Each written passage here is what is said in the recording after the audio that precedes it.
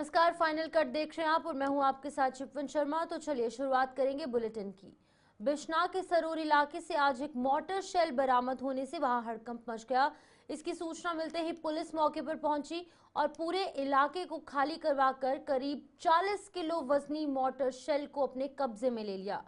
सूचित किए जाने पर बम निरोधक दस्ता भी मौके पर पहुंच गया और बड़ी ही सावधानी के साथ मोटर शेल को डिफ्यूज किया गया। वहीं पर पुलिस ने मामला दर्ज कर जांच शुरू कर दी है और ये पता लगाया जा रहा है कि ये मोटर शेल वहां पर कैसे पहुंचा।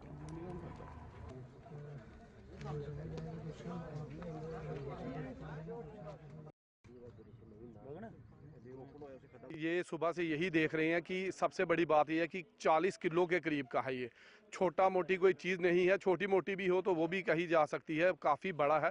और इसको तो ये अब हम अपनी तरफ से ये सोच रहे हैं कि अगर इसको डिफ्यूज़ करना हो तो ये इलाके में यहाँ पे भी डिफ्यूज़ नहीं किया जा सकता। इसको कम से कम कहीं ऐसे इलाके में ले जाया जाए जहाँ पे आसपास पे गांव नहीं है। पर हम ये कहना चाहते हैं कि ये जो चीज़ है यहाँ पे लाई कैसी गई है, कहाँ से आई है, कहाँ कौन लाया है, बाद में ये सोचने वाली इन्वेस्टिगेशन वाली हम बार बार ये कह रहे हैं कि इन्वेस्टिगेशन की ये चीज़ है कि ये चीज़ आई कहाँ से और लाई किसने है।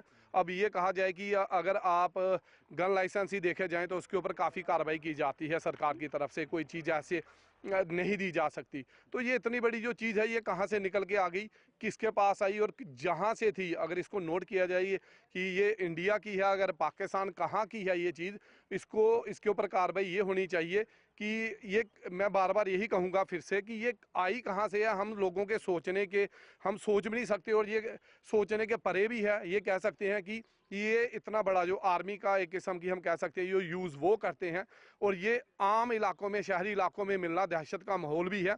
और कुछ समय पहले रतनाल इलाके में मिला था और उसका जब हमने देखा था कि उसको डिफ्यूज़ किया गया था, छोटा सा था और धमाका उसका इतनी दूर तक था कि वो देखने लायक था। तो हम ये आपके थ्रू ये कहना चाहते हैं कि इसकी प्रॉपर इन्वेस्टिगेशन की जाए और इसका पूरा जो है लोगों को ब्यौरा दिया जाए, ये कैसे यहाँ पे आया और पूरी फॉरेंसिक जांच होनी चाहिए इस चीज़ की। तो ये देखने वाली चीज़ है कि इतना बड़ा 35-40 किलो का ये इतना बड़ा बम ये जहाँ आया तो आया कैसे, मतलब किसी को कोई पता ही नहीं है कि ये कहाँ किसने फेंक दिया, क्यों फेंका, उसकी क्या सोच थी, कौन ये कर रहा है काम, किसी की तो इन्वॉल्वमेंट है ना इसमें। तो अभी सरकार को देखना चाहिए कि ये इतना बड़ा ये जो बम है ये तो 3-4 गांव ले जाएगा, मतलब कह रहे हैं कि 1-2 kilometre. Fire and emergency department की अगर बात की जाए तो इसके जो अभ्यर्थी हैं वो लगातार प्रोटेस्ट कर रहे हैं। इनके भर्तियों में हुए घोटाले की जांच रिपोर्ट अभी तक सार्वजनिक नहीं किए जाने के विरोध में अभ्यर्थियों ने जम्मू में लगातार दूसरे दिन प्रदर्शन किया। इन अभ्यर्थियों के मुताबिक एंटी करप्शन ब्यूरो सैकड़ों अभ्यर्थियों पर एफआईआर दर्ज कर चुका है, लेकिन इसे विडंबना कहा जाएगा कि इस घोटाले का अभी तक पर्दाफाश नहीं हो पाया है।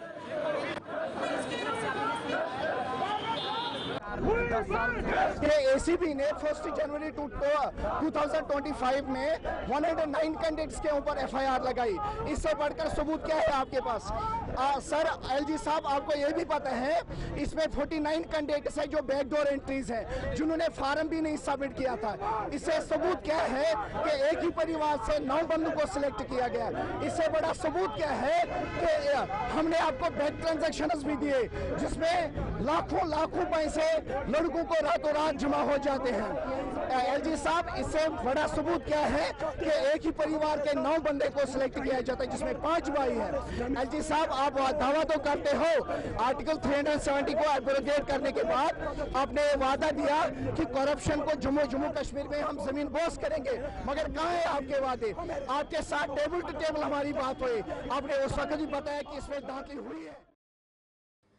जम्मू के नई बस्ती इलाके के दुकानदारों की मुश्किलें खत्म होने का नाम नहीं ले रही हैं। फ्लाईओवर के निर्माण के चलते दुकानदारों को दुकानें खाली करने का आदेश जारी किया गया था और प्रशासन द्वारा दुकानों के बदले दुकानें देने का वादा किए जाने के बावजूद प्रशासन अभी तक अपने वादे पर खरा नहीं उतर पाया है।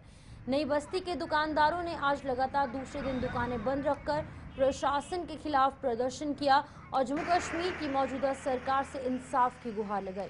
भाजपा के नेता और पूर्व पार्षद पवन सिंह भी इस प्रदर्शन में शामिल हुए और उनका पूरा साथ देने का वादा किया। जब एलजी साहब ने डिवीजन कमिश्नर साहब ने कहा कि हम आपको दुकानों के बदले दुकानें देंगे, और आज 6 दिन से आज लास्ट दिन है, और हम यही चाहते हैं उमर अब्दुल्ला जी से, चीफ मिनिस्टर, और सबसे यही अपील करते हैं कि हमें हमारा हक दिया जाए। हमें जो दुकानें जो चंद्रभागा में जगह लाट की है वहाँ पर दी जाए, ताकि हम खुशी खुशी यहाँ से जाके वहाँ अपना काम शुरू करें। हम लोग बहुत ही परेशान हैं, दुकानें बंद हैं, घर बहुत बुरी हालत है। इसलिए हम यही अपील करते हैं कि हमारा जो मसला जल्दी से जल्दी हल हो और हम यहाँ से उठ के अपने अपने काम पर लग जाएं। ये भुखमरी के कगार पे जो आगे हैं और इनके जो परिवार हैं वो बिलख रहे हैं। डे बाय डे सरकार की तरफ से किसी प्रकार का कोई भी अधिकारी यहाँ नहीं आना संदेह और गहरा होता जा रहा है। मेरा आपके माध्यम से इस समय विधानसभा सत्र चल रहा है, सभी विधायकगण वहाँ बैठे हैं, उनसे मेरी पुरजोर अपील है कि जितने भी 90 के 90 विधायक वहाँ पे इस नई बस्ती की 36 दुकानों को बचाने के लिए एक प्रस्ताव जो लाया है डॉक्टर नरेंद्र सिंह और विक्रम रंधावा जी ने, उसको सर्वसम्मति से पारित करके इन दुकानदारों को निजात दिलाइए, अन्यथा ये बिलख रहे हैं। कोई साधन नहीं है इनके पास। अब नोटिस को देख देख के घबराहट भी हो रही है। उस घबराहट में कोई हादसा भी हो सकता है। मत करवाइए ऐसा हादसा। ये जो आवाम है जम्मू कश्मीर का, खासकर इस नई बस्ती सतवारी का, बड़ी मुश्किल से अपने पाँव पे खड़े होने की कोशिश कर रहे हैं। ये चौथी पीढ़ी है 47 के बाद। भारतीय जनता पार्टी के दबलैर और चक्रोई मंडल के नवनियुक्त प्रधानों और अन्य पदाधिकारियों को आज पार्टी द्वारा सम्मानित किया गया। पूर्व मंत्री और भारतीय जनता पार्टी के प्रदेश उपाध्यक्ष श्यामलाल चौधरी की अध्यक्षता में आयोजित एक कार्यक्रम में इन सभी लोगों को सम्मान देने के साथ साथ उन्हें मिली जिम्मेदारियों के लिए शुभकामनाएं पेश की गई। श्यामलाल चौधरी ने अपने संबोधन में बताया कि सुचेतगढ़ विधानसभा हमेशा ही पहले पायदान पर रही है और उन्हें उम्मीद है कि इन सभी लोगों पर भारतीय जनता पार्टी द्वारा भरोसा किए जाने से पार्टी को और मजबूती मिलेगी।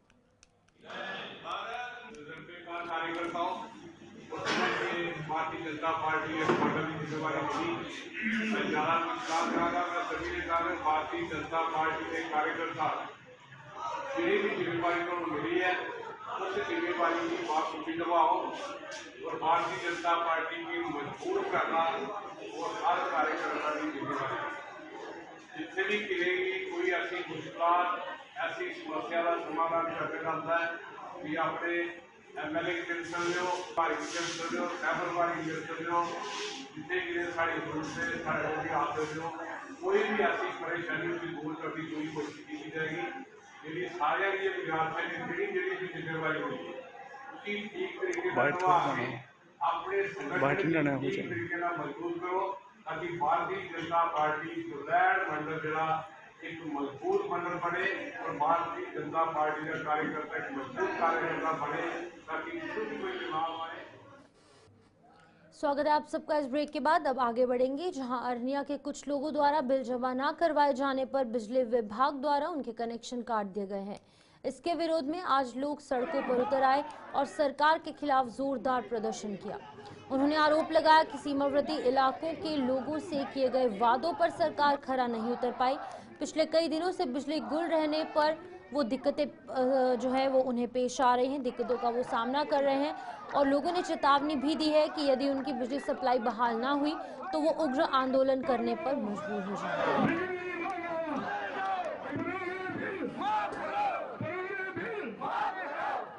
जो कनेक्शन इन्होंने काटे हुए हैं जितनी जल्दी हो सकती है तो लगाओ, नहीं तो पब्लिक की टूट पड़ेगी, पब्लिक खुद लगा लेगी।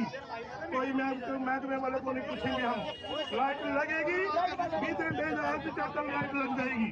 जो कनेक्शन कटे हुए ना इनको लगाना पड़ेगा। इन्होंने वायदा किया रहा, यहाँ से वादा हुआ था कि हम 5 किलोमीटर प्रति फ्री देंगे, लेकिन वही लीटर है जहाँ आ नहीं पा रहे हैं। बिजली डिपार्टमेंट ने जो बत्ती काटी है वो जल्दी गुना जल्दी लाई जाए और नहीं तो धरना जारी रहेगा। आने वाले समय की एडा प्रदर्शन करके ताकि ये गवर्नमेंट की पता लगी आ गए रही लोग बॉर्डर के लोग जागी चुके हैं ऐसा लोग समाज ने चाहे गवर्नमेंट बहुत भी गवर्नमेंट है सारे विधायक सारे MLA सारे लोगों की आवाज नहीं चुका दे वो अज असैम्बली में भी गल नहीं करा दे। मैं MLA की आखना चाहना MLA साहब सारी गल बोलो सारे लोगों की आवाज उठाओ बॉर्डर जो बॉर्डर के लोग मरे ने अज बत्ती नहीं होने आवादी 2-2 महीने उस गरीबे मेरी भैने की बत्ती बंद है मेरी 2 महीने की बत्ती बंद अज बच्चे के पेपर नहीं दे सकते वो आधा फसल चुका है फसल की पानी नहीं दे सकते वो नहर ना नहर का पानी है ना बत्ती का पानी है बिजली का पानी है लोग जान ते कुत्ते जान इस करिए अस बिजली डिपार्टमेंट की भी आखने चाहते हैं प्रशासन की भी आखने चाहते हैं जल्दी को जल्दी इन्हें लोगों की बत्ती लाई जाए और इन्हें लोगों की चाहते हैं बॉर्डर के जो 5-6 किलोमीटर के एरिया इन्हें लोगों की बत्ती फ्री की जाए सारे दादे बाबे के नाम के बिल सारे कोई 5-5 भरा है कोई पक्ष होई है उनके भी बिल दादे बाबे ने उनकी भी। सनातन बोर्ड का गठन करने गौ माता को राष्ट्रमाता का दर्जा देने के साथ साथ गौशालाओं की स्थापना और गोरक्षा के लिए सख्त कानून बनाने की मांग तेज हो रही है। इन मांगों को लेकर पिछले 150 दिनों से आंदोलन कर रही मूवमेंट कल्की ने सरकार से इन मांगों की ओर ध्यान देने का आह्वान किया है। मूवमेंट के सदस्य कर्नल चंद द्वारा एक प्रेस कॉन्फ्रेंस की गई। एक प्रेस कॉन्फ्रेंस के दौरान सरकार से आह्वान करते हुए चेतावनी दी गई कि यदि ऐसा न हुआ तो जम्मू के लोग 2008 की तर्ज पर आंदोलन शुरू करने को मजबूर हो जाएंगे। जय श्री राम। इस तरफ ध्यान दो, गौ माता के लिए ठोस कानून बनाओ, गौ माता को राष्ट्रमाता का दर्जा दो ताकि आए दिन जो फसाद हो रहे हैं वो कम हो। ये हिंदू मुस्लिम फसाद गौ माता के ऊपर ही होते हैं क्योंकि वो लोग ये नहीं सोचते हैं कि गौ माता को वो शरेआम काटते हैं और हमें चैलेंज करते हैं। हमारे गौ रक्षक मारे जा रहे हैं, उनके ऊपर गाड़ियां चलाई जा रही हैं। कौन देखेगा इसको? कोई कानून नहीं होने के कारण पैसे देकर गाड़ियां छुड़ा ली जाती हैं। जजों के पास भी कोई कानून नहीं है, वो भी बेबस हैं। पुलिस के पास कोई कानून नहीं है रोकने के लिए। तो कौन बनाएगा इसका कानून? हमारे मंदिरों की क्या हालत है, उनकी प्रॉपर्टी की देखरेख के लिए कोई कानून नहीं है। शरेआम में बिक रही है। हम चेताना चाहते हैं कि जल्द से जल्द गौ रक्षा का कानून बनाया जाए, न तो ऐसा नहीं हो कि इसके लिए हमें कोई जहां अपनी कुर्बानी देनी पड़े और जम्मू में एक 2008 वाला बम बोले फिर दिखाना हो जाए। जय हिंद जय भारत। जम्मू यूनिवर्सिटी में आज से 2 दिवसीय युवा उत्सव की शुरुआत हुई। इस युवा उत्सव में जम्मू यूनिवर्सिटी के विभिन्न विभागों के स्टूडेंट्स स्टॉल लगाकर अपने अपने विभाग की विशेषताओं को दर्शा रहे हैं। युवा उत्सव का उद्घाटन जम्मू यूनिवर्सिटी के वाइस चांसलर प्रोफेसर उमेश राय ने किया। बता दें कि जम्मू कश्मीर के पूर्व DGP SP वैद उद्घाटन के मौके पर माननीय अतिथि के तौर पर मौजूद थे, जिन्होंने युवा उत्सव के आयोजन के लिए यूनिवर्सिटी प्रशासन की सराहना की। कार्यक्रम शिक्षा का उद्देश्य क्या है?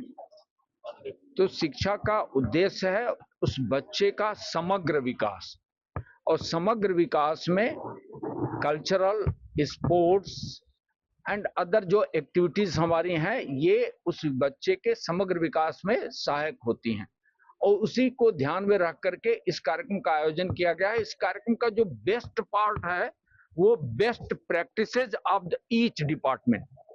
एंड जम्मू यूनिवर्सिटी ने एक प्लेज लिया होता sir, dissolving boundaries evolving education. So we have to dissolve the boundaries of the subjects, और उस डिसॉल्व करने में ये जो बेस्ट प्रैक्टिसेज है हर डिपार्टमेंट को ये पता चलेगा हमारा दूसरा डिपार्टमेंट क्या कर रहा है, एंड एक हेल्दी कंपटीशन, एक भावना भी आए तो हम और अच्छा कर सकें। तो उसी को ध्यान में रख करके, और सबसे इम्पोर्टेंटली कि बच्चों के, फैकल्टी के, कर्मचारी के, सबके चेहरे पर एक। सबका इस ब्रेक के बाद अब आगे बढ़ जाएंगे, जहां कठुआ शहर के सौंदर्यीकरण के लिए जारी परियोजना में बेरोजगारों को रोजगार के साधन भी मुहैया करवाए जा रहे हैं। इसी कड़ी में जिला प्रशासन ने कठुआ वाटर फ्रंट परियोजना के तहत नहर के किनारों पर 15 लोगों को 11 महीने के लिए कामकाज शुरू करने की अनुमति दी है। कठुआ के DC राकेश मनहास ने आज एक प्रेस कॉन्फ्रेंस के दौरान बताया कि पारदर्शी टेंडरिंग प्रक्रिया के माध्यम से 15 लोगों को वाटर फ्रंट के किनारे रोजगार शुरू करने को कहा गया और ये अनुमति फिलहाल 11 महीनों के लिए दी गई है। उन्होंने ये भी बताया कि वाटर फ्रंट का काम जोरों शोरों से जारी है और इसके शुरू होने से शहर की खूबसूरती पर 4 चांद लग जाएंगे।